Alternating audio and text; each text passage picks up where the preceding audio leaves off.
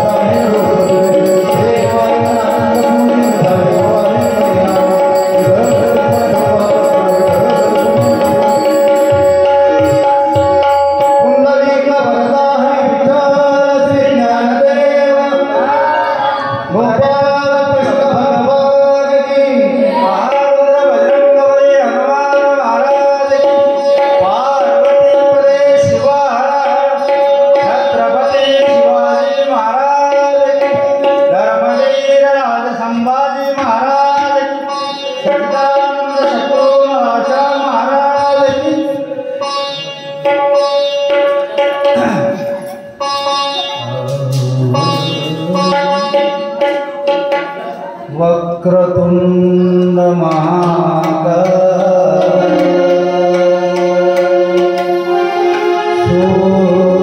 सूर्यकोटि समप्रभ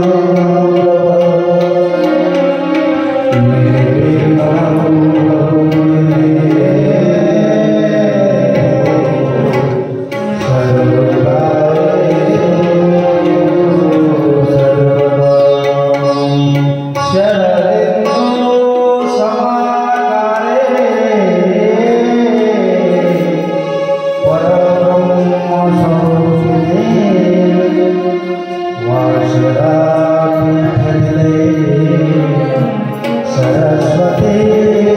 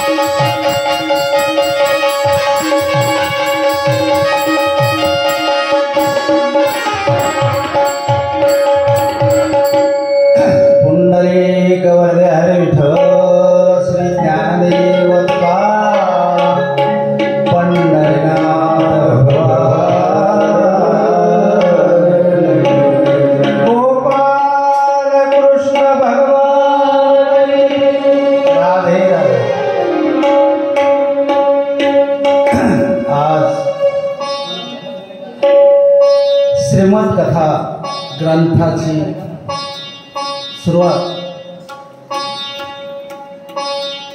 थोडं उशिराच झाली. काल ठरलं होतं 1:30 वाजता सुरुवात करायची, पण दुःखद बातमी आमचे माझे पेशंट तर आहेतच, ते होते सुंदर मावशी. काल कथेमध्ये मला काही माहीत झालं नाही असे असे आजारी आहेत ते आहेत असं म्हणून, पण कथा कालची संपल्यानंतर माहीत झालं की ते डेड झाले होते. लक्षात ठेवायचे, माझे पेशंट तर आहेत ते माझं तुमच्यासारखे सगळे लाडच करायचे, त्यांनी माझं लाड करायचे. मावशी गेल्या, तुमच्या पायावर माझा नतमस्तक आहे. हा योग येणं दुर्मिळ असतं. अखंड हरिनाम सोहळ्याचं आयोजन आहे, श्रीमद भागवत कथेचं आयोजन आहे. एवढ्या मोठ्या भगवंताच्या चिंतनामध्ये तेच राजा परीक्षित मागतो, देवा अरे तुझ्या सानिध्यात राहण्याचा योग येऊ दे. ते आमच्या तर भाग्यात असेल नसेल ते देव जाणे, पण सुंदर मावशीनं हा योग नक्की साधलाय की अशा आनंद उत्सवामध्ये भगवंताच्या चरणी लीन झाले. त्यांच्या आत्म्याला शांती नक्कीच मिळणार आहे, कारण हा योग दुर्मिळ आहे. का दुर्मिळ आहे? तुम्हाला विनंती, हा योग येण्यासाठी आपणाला काहीतरी करावं लागतं. साधू ओळखायचं आहे, योग्य वेळेलाच ओळखायचं आहे, संताला ओळखायचं आहे त्यावेळेलाच ओळखायचं आहे. तेव्हा ज्या वेळेला होऊन जातं त्यावेळेला कळतं, त्यावेळेला तो व्यक्ती राहत नाही. नंतर आपण त्याचा शोध करत राहतो, त्याची पूजा अर्चा, त्याची प्रार्थना हे नंतर आपण करत राहतो, पण तो असलेला जवळचा क्षण निघून जातो. आपणही असं काही करा. खरं तर मला मी माझ्या पंचायत एका महान तपस्वी, एका महान संताच्या तोंडातून मी ऐकलेलं आहे. मावशीमुळं आठवलं मला, हे जे आपल्या आता इथं स्मशानभूमी नाही आपल्या इथं, त्यावरच्या गावात खालच्या गावात होती ती स्मशानभूमी. गावात राहावं म्हणतात, ती स्मशानभूमी गावात राहावं असं एका महात्म्याच्या तोंडातून ऐकलेलं आहे. मी नाही बोलतो.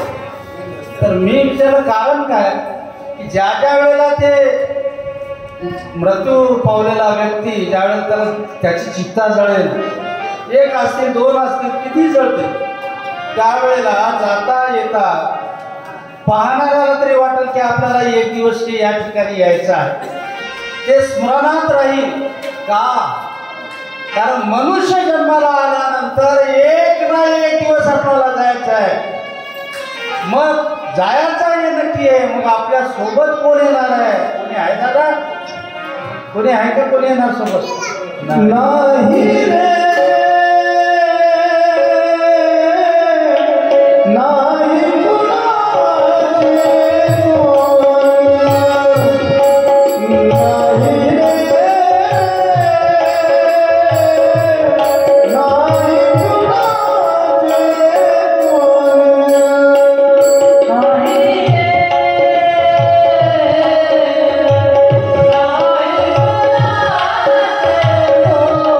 Oh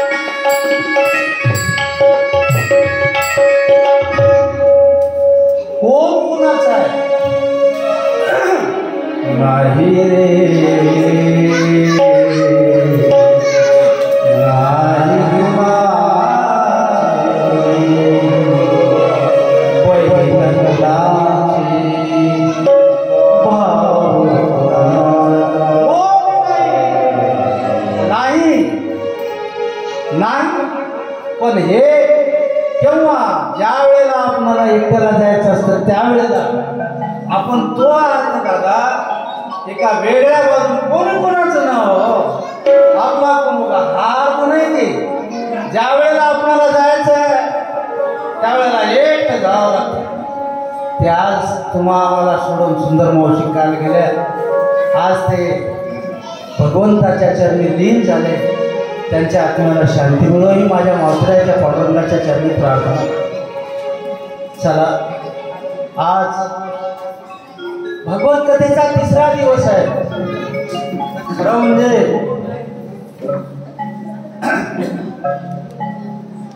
आज तिसरा दिवस आहे. आज कथा मोठी आहे, वेळ कमी आहे, म्हणजे सोंग जास्त आहे, रात्र कमी आहे. आता आजच्या या तिसऱ्या दिवशीच्या निमित्तानं 24 अवताराची कथा आहे. पाटील साहेब दररोज अशा कथा भरपूर आहेत. प्रत्येक स्कंदामध्ये खूप खूप खूप कथा आहेत.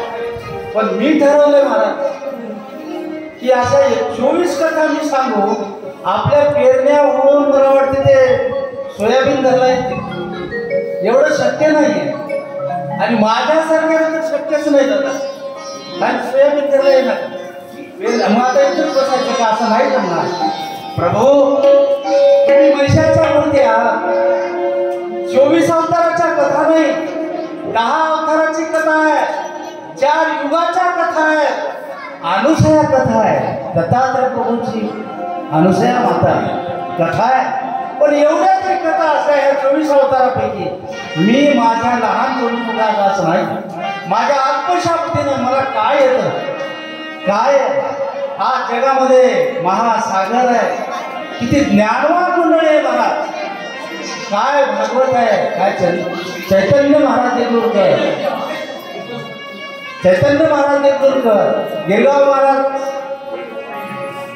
गिरगावकर महाराज, बाळू महाराज गिरगावकर, धुंडा महाराज, चंद्रशेखर महाराज, काय ना ते काय असे कितीतरी महाराज आहेत. आणि खरं सांगू हे तर भागवताचार्य नवे नवे ज्ञानाचा सागर आहे ते. आणि त्या सागरामध्ये पाटील साहेब एखाद्या आता समुद्र तुम्ही कोणी पाहिलाय नाही पाहिलाय, पण एक लक्षात घ्या, गोदावरी माता आपली भरून आहे. एक गवताची काडी दादा, एक गवताची काडी त्या गंगेत बुडील्यावर पाणी किती येईल तेवढं त्या ज्ञान माझ्या अल्पशा बुद्धीत आहे. ते मी तुमच्या समोर माझ्या परमेश्वराच्या कृपेनं सांगण्याचा प्रयत्न करेन. ठीक आहे, एवढ्या कथा आहेत, होईल त्या पद्धतीनं सांगण्याचा प्रयत्न करायचा आहे. मायबापू पहिल्या प्रथम तुमच्या पायावर नतमस्तक होऊन सांगतो. आणि आजचा विषय आहे, आजचा तिसरा दिवस आहे. ह्या निमित्तानं मी काही कथा तुम्हाला सांगणार. ह्या कथा आपल्या शरीराच्या अनुषंगाला जडून आहे, आपल्या शरीराला लागू पडणाऱ्या आहेत. आणि ते अध्ययन करत असताना प्रत्येकानं विचार करावे की ह्या शरीराचं वैभव काय. वैभव आता मी पूर्ण नाही सांगणार, पायापासून डोक्यापर्यंत ह्या बॉडीचं ह्या शरीराचं वैभव आहे. ज्याचे त्याचे काम आहेत, हाताचे काम आहेत, ब्रह्मानंदे वाजवी टाळी, कोण देयाचे सांभाळ, पायानं तीर्थयात्रा करावी, डोळे यारे तुम्ही सुख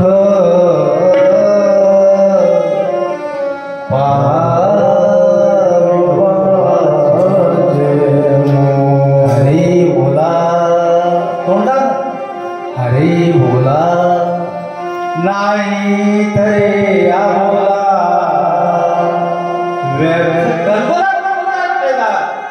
बोलायचं आहे हरी हरी तुम्ही मला रे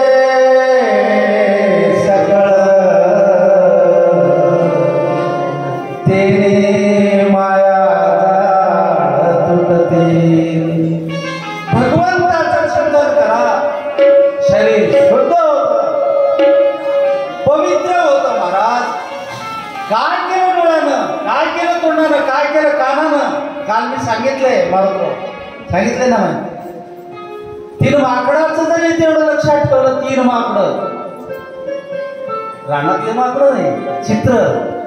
एक कानावर हात ठेवतं, एक डोळ्यावर हात ठेवतं, एक तोंडावर हात ठेवतं. बुरा मत सुनो, वाईट ऐकू नका. तोंडावर हात आहे, वाईट बोलू नका आणि वाईट पाहू नका. एवढ्या जरी 3 गोष्टी मनुष्यानं जर पाळलं ना दादा, मी या ठिकाणी बसून आहे, गादीवर बसून आहे, इमानदारीनं तो माणूस बनतो म्हणलं. 3 गोष्टी महाराज. का 3 गोष्टी पाळायच्या? आम्हाला माणूस म्हणून जगायचंय. आम्हाला शेवट आमचा गोड व्हावा यासाठी गेला होता ठास. शेवटचा दिवस गोड व्हावा, शेवटचा दिवस गोड व्हावा. हे परमेश्वरा, हे जगदीशा, हे अनाथनाथा, हे विश्वंभरा, तुझ्या पायावर मी नतमस्तक आहे की हे शरीर हा आत्मा तुझ्या पायी तुझ्या ठाई लागल. असा आम्हाला काहीतरी सांगा. काय करावं, काय होईल याच्यानं, काय होईल नाही. भगवंताच्या नामामुळं चित्त शुद्ध तरी, चित्त शुद्ध तरी शत्रू मित्र होते. व्याघ्र न खाते सर्पतया. वाचन रसाळ असावं. एखादी वेळ आपण सहज बोलतो मात्र धाडकन त्याच्या काळजाला लागतं. काळजाला नाही लागत बाबा, इथं लागतं तर पाठीमागं निघतं सचिन महाराज. असे शब्द आहेत, शब्द सांभाळून बोलावं. डोळ्यानं पाहत नजर लीन असावी. का लिनता राहा दादा? पाया पडून सांगतो मी तुम्हाला, लीनता फार महत्वाची आहे. लीनतेनं मोठे मोठे छोटे झाले. हात जोडून विनंती आहे, आपला हस्सा नगरी लहान नाही. आपल्या गावात गरीब फार कमी आहे दादा. मला घराघरात मी गेलेला माणूस आहे. हे सगळे माझे मायबाप आहेत. प्रत्येक घराचा अनुभव मला आहे. लीन व्हायला शिका. जेवढे तुम्ही मोठे व्हा तेवढं मोठे व्हा, पण लहान व्हायला शिका. त्याचं कारण आहे दादा. 83ची गोदावरी नदी आली म्हणून आम्हाला माहीत झालं. मी त्यावेळेला आमच्या गजूदारासारखा होतो, आमच्या या गजू पाडवासारखा. मी गावाकडे होतो त्यावेळेला टीव्ही दिसायच्या होत्या. 83ची गंगा आली होती. आपण गंगा म्हणतो, खरं म्हणजे गंगा नाहीये, हे गोदावरी. गंगा नदी हिमालयातून निघाली, गोदावरी माय नाशिकहून त्र्यंबकेश्वरावरून निघाली. आम्ही नदी पाहायला आलो त्यावेळेला ती नदी तोरण्याचे पूल आहे ते आता नवीन झालेला दादा. ही गोदावरी नदीचं पाणी तिथं आलं. ज्यावेळेला आम्ही पाहायला आलो नंतर पाणी ओसरायला लागलं आणि ओसरायला लागल्यावर मी सहज प्रश्न केला, हे एरिया मला चांगला वाटला, मी इथं आलो, माझा दवाखाना थाटला आणि तुम्ही मायबापानं मला इथं आणून बसवलंय. हे तुम्हीच लावलेलं रोपटं एवढं मोठं झालंय असं मला वाटतंय. त्यावेळेला नदी आली दादा. त्याच नदीच्या काठी ऐका, लीन व्हायला शिका. मारुतराव मी पाहिलेलं ते, त्याच नदीच्या काठी काही लिंबाजीराव होते, काही आंबेराव होते, चिंच मावशी होत्या, बाबुळ काकू होती. काय कळलं ना मी बोलायला दादा? नदी भरून आली आणि सगळे समुद्राला मिळाले. हो सगळे गेले. कळालं का तुम्हाला?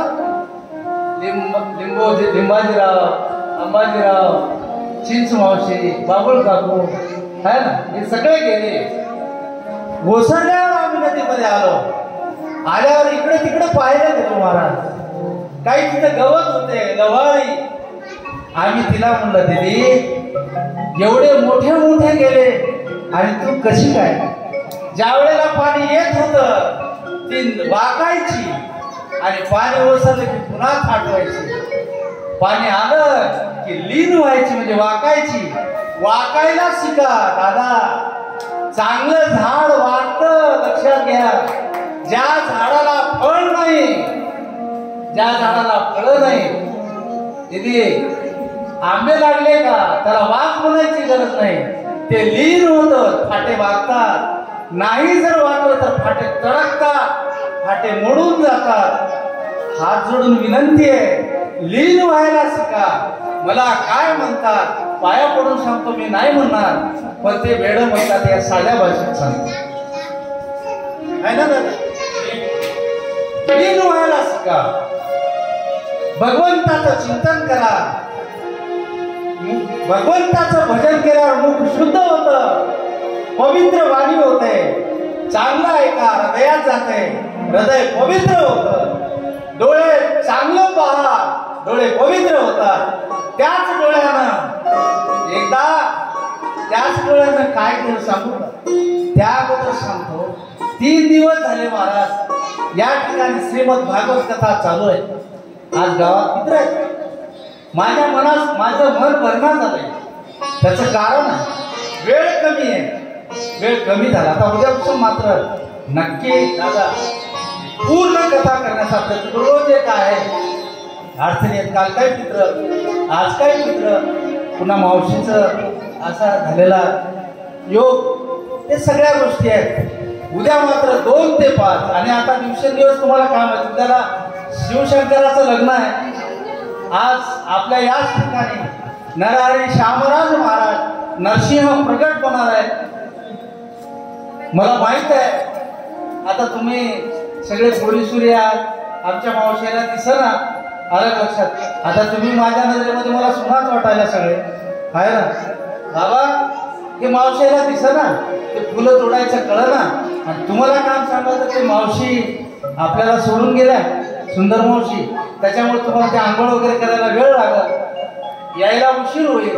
म्हणून तुम्हाला काम ते न लावता, खरं म्हणजे आज प्रत्येकानं फुलं आणायला पाहिजे. मी सांगणार होतो पण मला माहीत झालं मावशी गेल्या म्हणून मी तुम्हाला काम लावलं नाही. येता येता मीच 2 किलो फुलं घेऊन आले. तुम्हाला फक्त उधळायचं काम. उद्याला काय आणायचं ते मी सांगणार. काय आणायचं नाही, लग्नाला यायचं आहे. हा ठीक आहे. मग काय करायचंय? काय झालं? डोळ्यामुळं काय सांगणार तू दादा? हे झाड गेले, डोळे पवित्र होतात. असंच भागवत सांगतात दादा. तुम्ही लक्ष देणार काय? हळून सांगलं, मला ऐकू ना या कानाने. इकडून बोला, या कानाने येणार, इकडून बोलला तरी. भागवत झालं 3 दिवस झालं. भागवताचा अर्थ काय? भा म्हणजे भाव. त्याला काही लागणार, काही न लगे भावाची कार.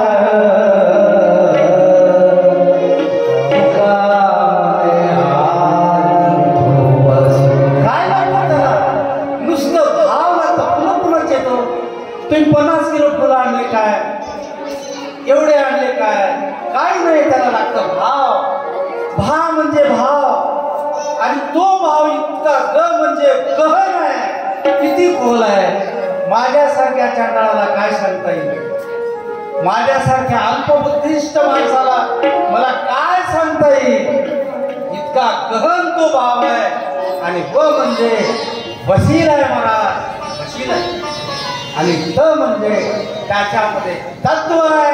ह्या असा त्याचा भाव आहे. पण त्याला आपण नाव दिलं, संतांनी नाव दिलं, शुकाचार्याने दिलं, महर्षी व्यासाने दिलं.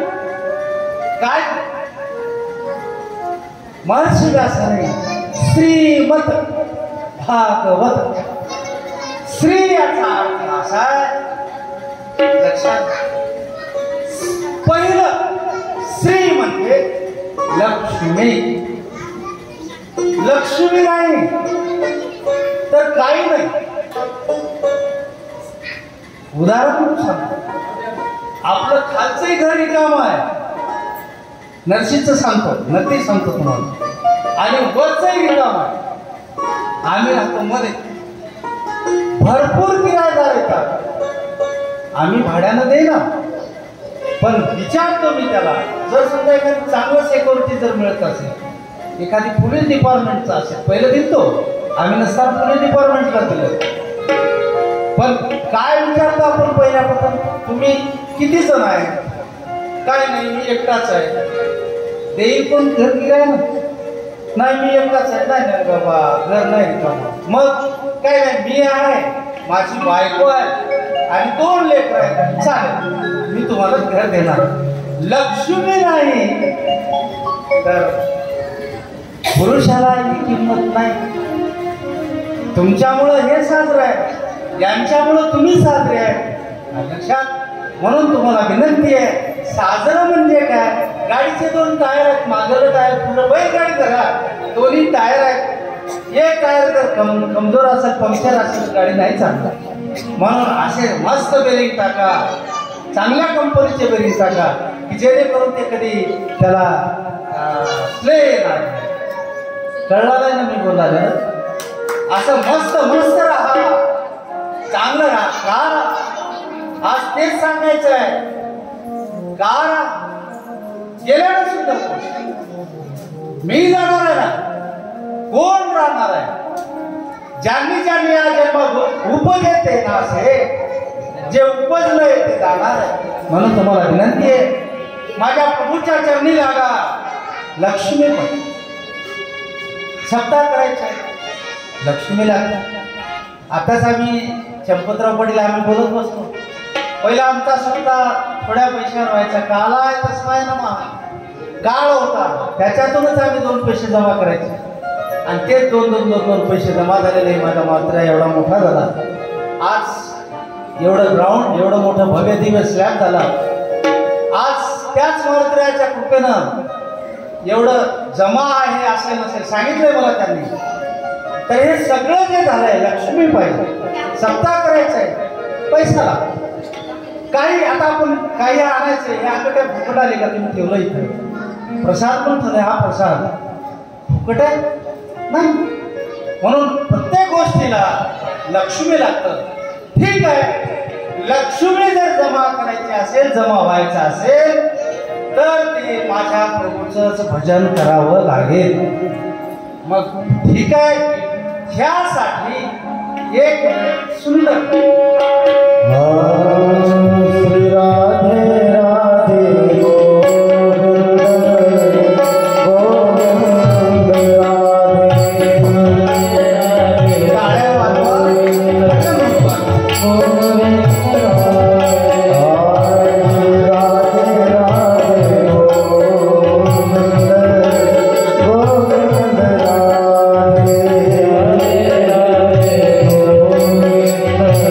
Govinda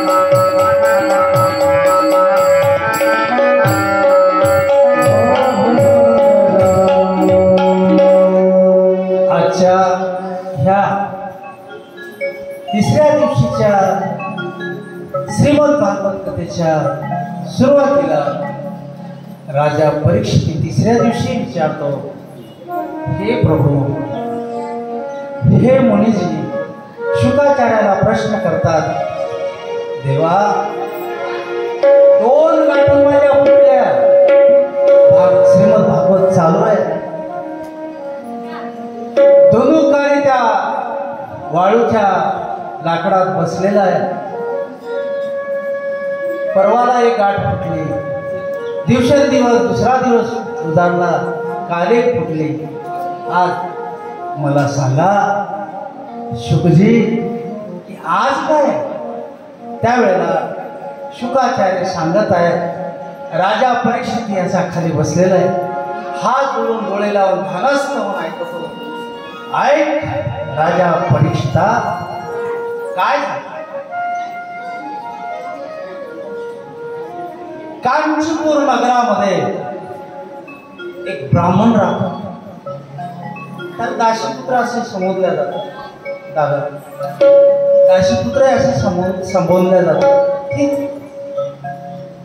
मुलगा होता, भाविक होता, वडील दररोज पूजा करायचे, आरती करायचे, कीर्तन करायचे, भजन करायचे, रात्रंदिवस भगवंताच्या चिंतनात राहणारा तो ब्राह्मण एके दिवशी आपल्या मुलाला सांगितलं, आजा, नाव त्यांचं आजामेळा, आजामेळा बेटा जाऊन फुलं घेऊन या, कोणी यज्ञासाठी लागणार का ते आणायला सांगितलं, असं कोणी सांगतं, कोणी फुलं आणायला उपवनामध्ये पाठवलं असं कोणी सांगतं, पण मी वाचलेलं मी सांगतो, आजामेळा बेटा जाऊन फुलं आणा. तो आजामेळा डोळ्याचा दोष, वडिलाची आज्ञा घेऊन आजामेळा रस्त्याला निघालेला, दूर असं उपवन दिसतंय, त्या उपवनामध्ये जाता जाता खूप फुलाचे झाड आहेत, मोठे मोठे झाड आहेत, फळांचे झाड आहेत, जाता जाता जाता जाता त्या उपवनामध्ये नको ते त्या आजामेळ्याला दिसलं. माणूस काय, एक स्त्री आणि एक पुरुष, ते दोन्ही कामक्रीडेमध्ये होते. हा फुलं आणायला गेलेला आजामेळा ते पाहिलं, दोष डोळ्याचा आहे. उदाहरण म्हणून सांगतो मी तुम्हाला, ज्या वेळेला कॅमेरा फोटो काढतो, आता ज्याच्या त्याच्या कॅमेऱ्यावर फोटो काढल्यावर दादा ते पहिल्या प्रथम निगेटिव्ह मध्ये, आणि ते निगेटिव्ह काढून रोज धुवायला दिल्यावर ते पॉझिटिव्ह होते, एवढं नक्की माहिती आहे तुम्हाला. मग तुम्हाला फोटो मिळतो. पाहिलं आजामेळ्यानं, टिपलं डोळ्यानं, हृदयात गेलं, आणि हा सुद्धा तो वासनेच्या आहारी गेला. थोडक्यात सांगतो,